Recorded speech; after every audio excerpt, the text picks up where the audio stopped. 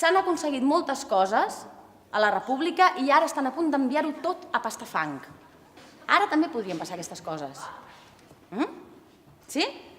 Doncs va. 3, pasta fang, acció! Ja tinc els fulletons. Ja era hora. Per fi. Han quedat molt clars. Genial. Es tracta d'anar als instituts, als ateneus i a les places i explicar per què lluitem. Diuen que es planeja un cop d'estat militar feixista. Hem d'estar alertes. I hem d'aprofitar que el jovent ens hem unit i tenim la força per al canvi. No ho poden esclafar com si res. Sí, però ara està tot llest. Tot llest. Doncs som-hi cap a la plaça. És urgent la defensa de la república, perquè gràcies a ella, les dones, hem aconseguit el vot, la capacitat de decidir. S'ha legalitzat l'avortament. S'ha iniciat la lluita contra l'analfabetisme, que sempre ha pretès aïllar les dones de la cultura. Nois i noies ens organitzem, aprenem a llegir, a escriure i aritmètica, ens ensenyem el que cadascú sap. No més submissió, perquè nosaltres, encara que som joves, sabem el que volem. I per això ens hem d'organitzar. I de qualsevol manera, al front o a la fàbrica, hem d'assumir entre tots i totes la defensa de les nostres conquestes. Fem front al feixisme! No passarà! Atenció, no, que estat militar, estan bombardejant la ciutat, tothom a cobert!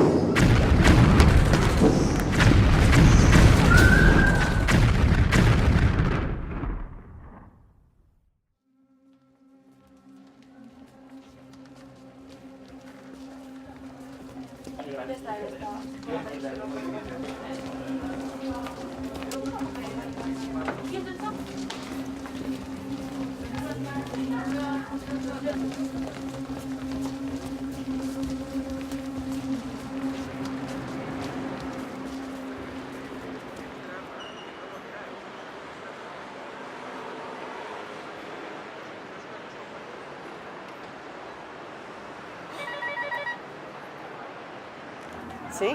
Milanca, soc la Josefina. Baixes? Hola. Milanca. Com estàs? Bé, i tu? Preparada? Sí.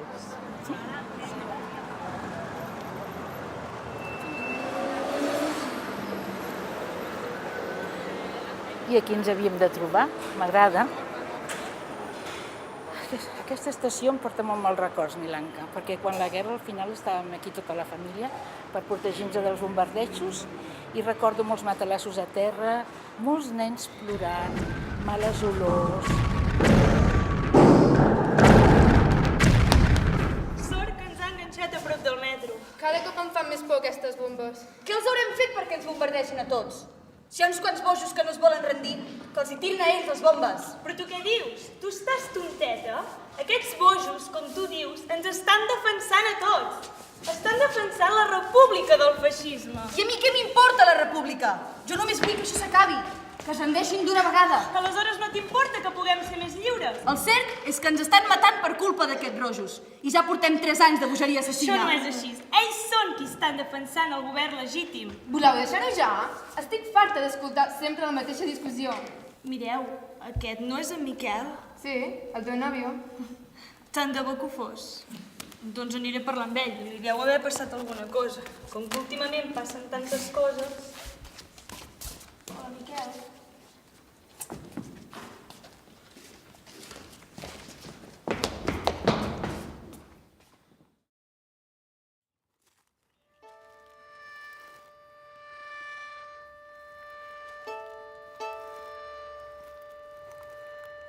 La meva història, de fet, va començar quan vaig néixer a Barcelona, el 1934, en plena Segona República.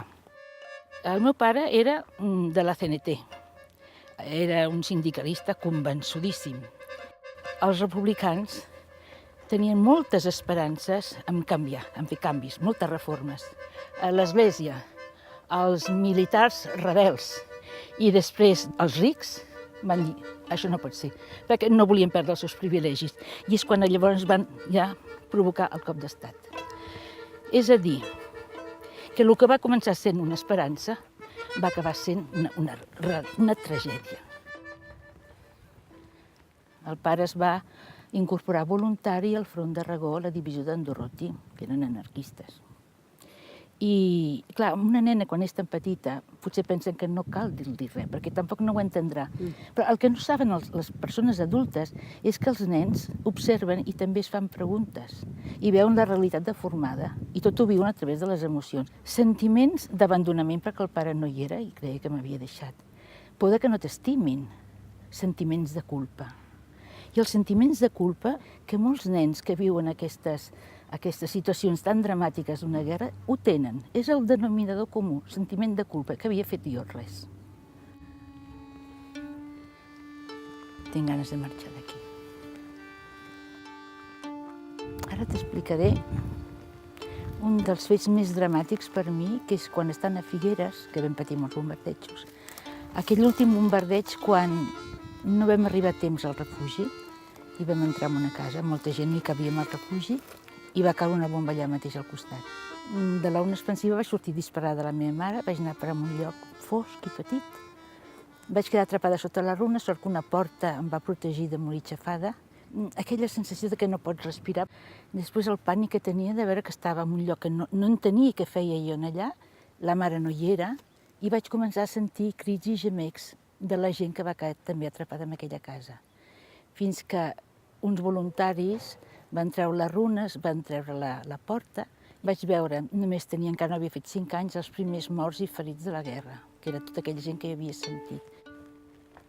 Es veu que aquelles imatges eren tan dramàtiques que, dintre de la meva curta edat, vaig optar pel silenci. I mai més he volgut recordar el bombardeig de Figueres. Durant 50 anys he estat guardant silenci.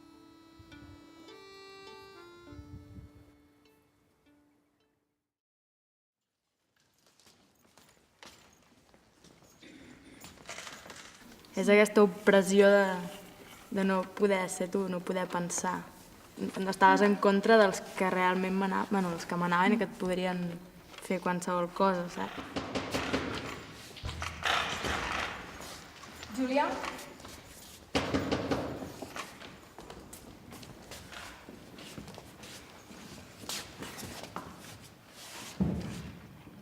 O sigui, estàs com ressuscitant, entre cometes, a una persona que ha existit realment, que no era pas fantasia ni molt menys, no? El meu pare. L'han detingut quan intentava fugir d'Espanya. L'afusellaran, ho sé, l'afusellaran. No ho diguis, això. No poden afusellar tots els detinguts. Hem perdut la guerra, d'acord, però no poden fer això, no poden! Què és el que més us ha costat i què és el que més us ha sorprès de cadascun dels personatges? Escenes que nosaltres no hem viscut en la nostra vida, que t'estiguin bombardejant contínuament i que puguis veure els teus pares com els maten o que puguis veure com es derrumba tota la teva vida. No sé, ho vaig trobar molt fort i va ser difícil ficar-te en un paper així, no? Doncs a mi a Metro, tu em deies que era com que he vist que com un familiar meu se li ensorrava l'edifici a sobre i no el veuria mai més. Però clar, és que potser no puc o no vull imaginar-me tot això, saps? I com que no m'ho puc imaginar, doncs no, em costava molt fer-ho.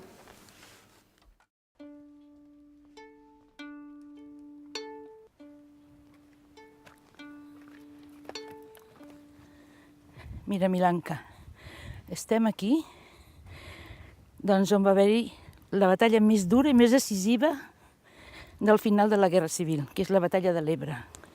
L'Ebre, durant 2 dies, va baixar les aigües de color vermell. Vam perdre la batalla de l'Ebre i pràcticament vam perdre la República. Déu-n'hi-do, quin lloc, noia. Quan va començar la guerra de Bòsnia va començar el 92. L'any 91 va començar Croàcia, abans d'això Eslovènia. Es van començar a desintegrar a partir dels anys 90. Ningú l'esperava, bueno, almenys jo no l'esperava. De fet, jo entre els meus amics tenia croates, musulmans, serbis, molt barrejadet. Bona convivència, clar. Sí, la veritat que sí. Una nit vaig obrir la finestra i recordo veure un veí amb un fusil sota la meva finestra i vaig... Amaga't, em va dir. De què?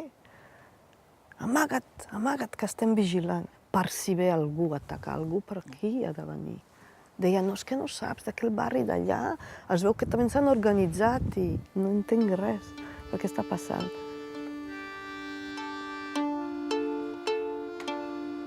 La guerra és un estat de mentida, de pànic, de por. I d'interessos amagats, que no... De molts interessos. Sentíem soroll dels tanques, però negàvem la guerra. No volíem acceptar. No, perquè acceptar això és que acceptar que se t'ha acabat la joventut, que se t'ha acabat la vida normal, que has de o bé combatre o fugir. I això no vols acceptar amb 21 anys. Dels meus amics, la immensa majoria va marxar. Però després vaig saber que alguns, per no poder o no voler, no ho sé, els van reclutar. I vaig perdre un amic, molt bon amic. Va morir. Això, sí. Això vaig saber després. Vigila aquí. Jo vaig arribar a Catalunya el 93. I aquesta pregunta sobre la guerra, sobre el què de la guerra i el per què, m'era complicat parlar d'aquest tema, llavors ho feia com si parlés d'un altre, no de mi. En tercera persona ho explicava com si fos una pel·lícula. No m'agrada parlar d'això. Em fa molt de mal.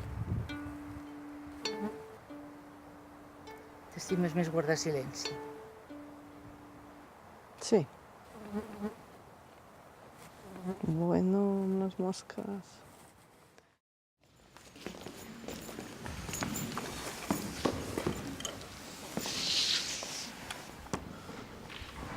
Tinc set i els peus destrossats. Han perdut els rojos. I resulta que nosaltres érem rojos. Aquesta generació ha quedat marcada. Però nosaltres ja no, vull dir que... Va, anem. Que encara ens queden 300 quilòmetres de caminar fins a la frontera. No vull anar a França. Em vull tornar a casa. Que només tinc 17 anys. Però què dius ara? Claudi, l'única solució que tenim és exiliar-nos. Va marxar gent, grans intel·lectuals, mestres i de tot, cap a l'exili. I a molta gent la van matar, o la van, el que dèieu, la van callar. Com seria la vostra vida avui en dia si aquesta gent s'hagués quedat aquí, creant país, creant societat? Jo moltes vegades ho penso, tota aquesta gent, doncs, si hagués sobreviscut, jo crec que ara, no sé, hi hauria molts més activistes, potser. No ho sé. Vens, Me'n vaig a casa. tu mateix. Cuida't.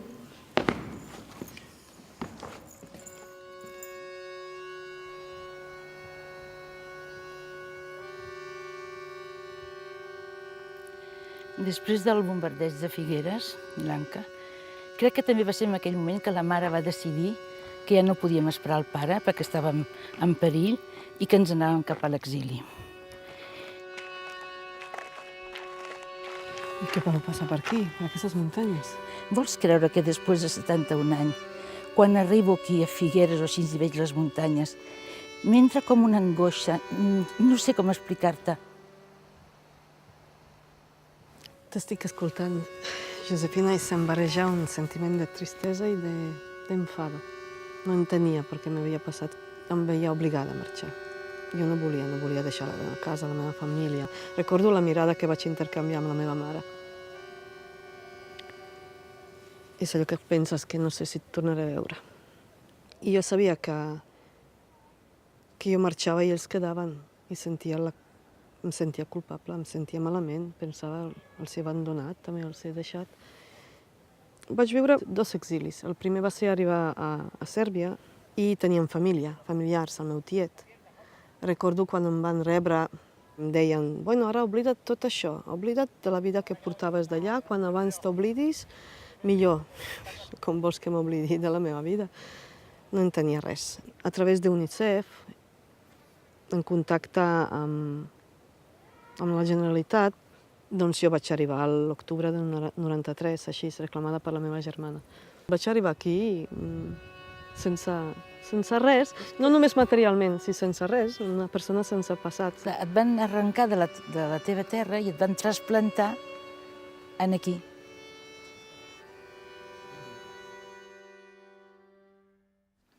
Martina, que tot anirà bé. No, Adelina, com pot anar bé? Tinc 20 anys i treballo des dels 12 sense parar. I tot per passar gana, per malviure. I quan semblava que alguna cosa podia començar a canviar, el maleït cop d'estat d'aquests maleïts... El que a mi m'ha sorprès és que, tot i saber que estic condemnada a mort i que estic en una presó, doncs que comenci a ballar l'himne de la presó.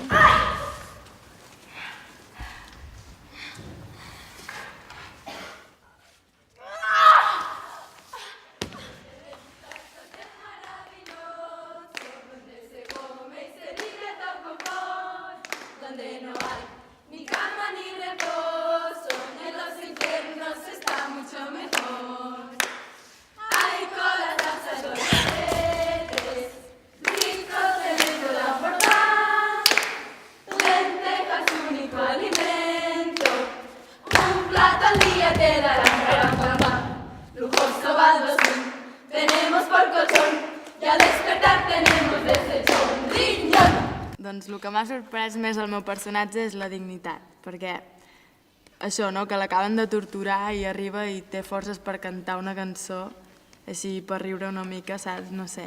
I heu pensat què hauríeu fet? Hauríeu callat? Hauríeu lluitat? Jo no sé si hagués tingut el valor que van tenir aquestes noies i aquesta gent. Crec que potser hagués callat encara que hagués pensat diferent.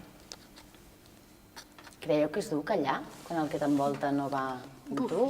Sí, Segur que a vegades pot ser més dur callar que no dir les coses que penses a vegades.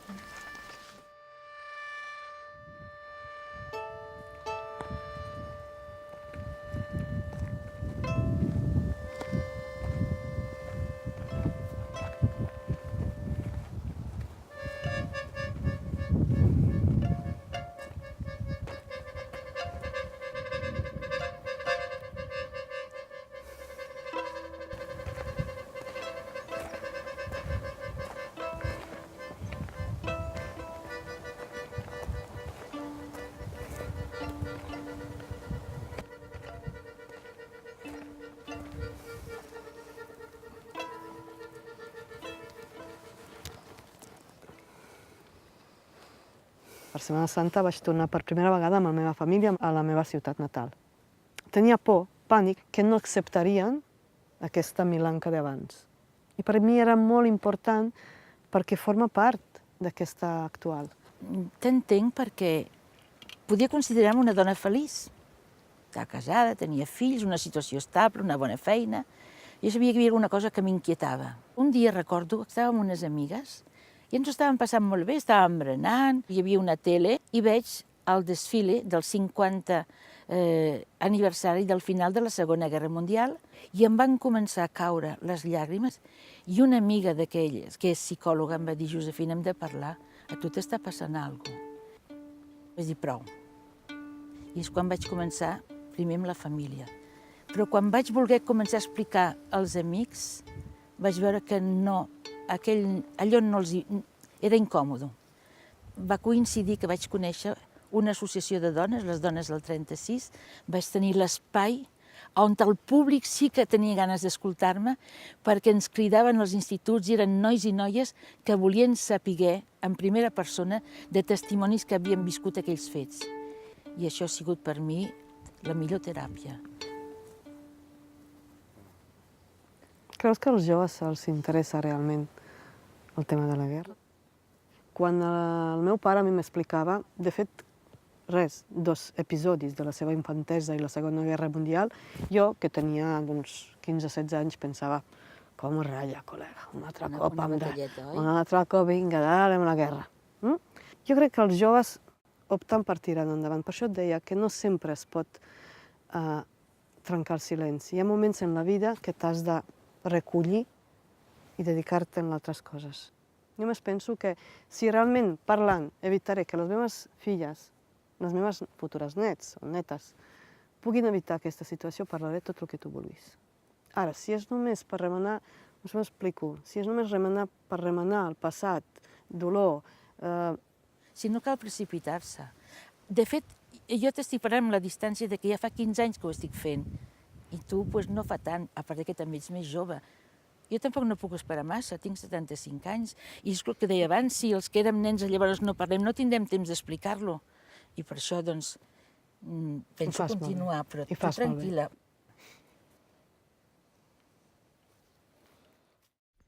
Doncs, abans d'acabar del tot el projecte, tinc una sorpresa per a vosaltres. Us ho heu currat molt i com que vaig veure que l'interès anava molt més enllà de l'obra en si, sinó que anàveu descobrint tot un món que us molava, he portat una persona i és la Josefina Piquet.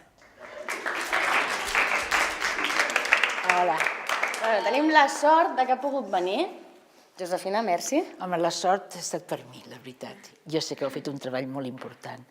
Quan he vist el que heu fet, m'he emocionat moltíssim, perquè heu viscut, a veure, des de la distància, el que van patir aquelles 13 roses.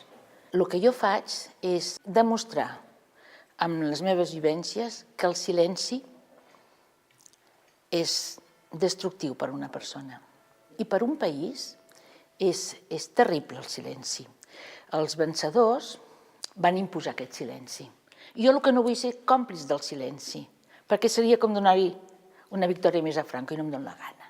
La llei de la memòria històrica és una vergonya, perquè va començar ja molt fluixeta i mica en mica l'ha anat retallant. Al final és una caricatura. Quan altres països ja han recuperat la seva memòria i han demanat perdó. I llavors aquí el que passa és que hi ha molts feixistes disfressats de demòcrates. No sé, jo crec que la gent encara té molta por, perquè inclús mirant-ho a nivell local, la gent li fa por dir queixar-se per les coses així. No sé si és tanta por o és passivitat, passen. Però vosaltres no passeu, Vosaltres, si hi ha una cosa que és justa, defenseu-la fins al final. Tu ara, actualment, pots mirar el passat sense rancúnia? Sí. Sí, a mi la rancúnia jo no la vull dintre meu. La rancúnia destrueix. Bé, doncs, jo era perquè si vostè creu que la gent ha oblidat tot aquest passat. No, jo no crec que hagin oblidat. Tot això està arxivat amb l'inconscient de la persona. El que passa és que a vegades conscientment la persona no vol recordar. I quan hi ha alguna situació que et recorda fets del passat, a l'inconscient t'envia missatges. A mi m'agradaria que m'expliquéssiu què ha representat per vosaltres aquesta obra. Va ser com un procés d'investigació, perquè no vaig tenir temps de poder parlar amb el meu avi que ho va patir, i va ser com mirar papers, i es veu que de petit sempre m'explicava moltes històries de la guerra i va ser un procés interessant. Doncs a mi parlar amb tu m'ha servit molt per veure que jo també he d'intentar parlar amb el meu avi, perquè també és té com un trauma. No em parla, però saps que no t'ho acaba d'explicar, perquè no em vol, perquè es posa trist. I parlar amb tu m'ha servit per dir, no, és que hi parlaré, el proper cop que vagi parlo. Per mi també ha estat un honor parlar amb tu i també m'he sentit molt bé d'ensenyar això en forma de teatre a altres persones. I a mi tota aquesta experiència sobretot m'ha servit per creure'm que sí, que a través del teatre i a través de documentals i a través de xerrades, a través de moltes maneres, però que no s'ha tirat la tovallola per tenir consciència del que ha passat i del que estem vivint ara. I per conèixer-te tu, que ha estat un gran honor. Moltes gràcies. A mi m'agradaria donar-vos una abraçada a cada un de vosaltres. Guapos. ¡Atención! és el més alt de tots, que hagi més de puntetes. En unos instantes procederemos al traslado de las internas que han sido acusadas por un delito de adhesión a la rebelión y condenadas por el Consejo de Guerra a la pena máxima. Tenim moltes coses a dir, Carmen Barrero Aguado, Julia Conesa, Martina Barroso García, Blanca Brisac Vázquez, Elena Gil Olaya, Virtudes González García, Ana López Gallego. Prepárense.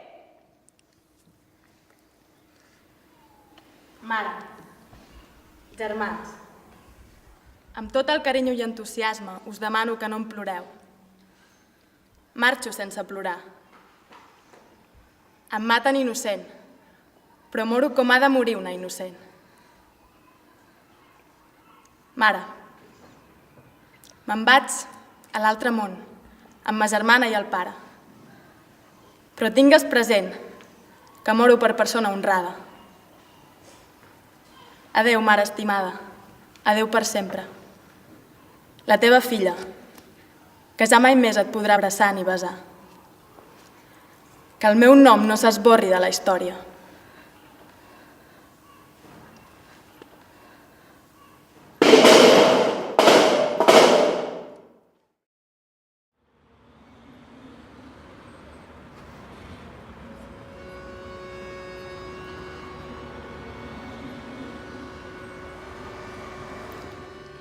Mira, veus, Milanka, aquest monument és el monument a la memòria que recorda els milers i milers de refugiats que venint d'Espanya vam passar per aquesta via. Tot aquest carrer estava ple de gent que anava cap a França, carregat amb tot el que podien, i jo sembla que estic veient una nena de 5 anys agafada de la mà de la seva mare, perquè per aquí vaig passar. I vam entrar aquí precisament el 9 de febrer de 1939.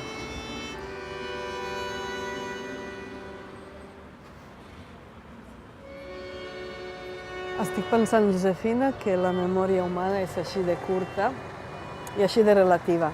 Mira en el que s'ha convertit tot això ara.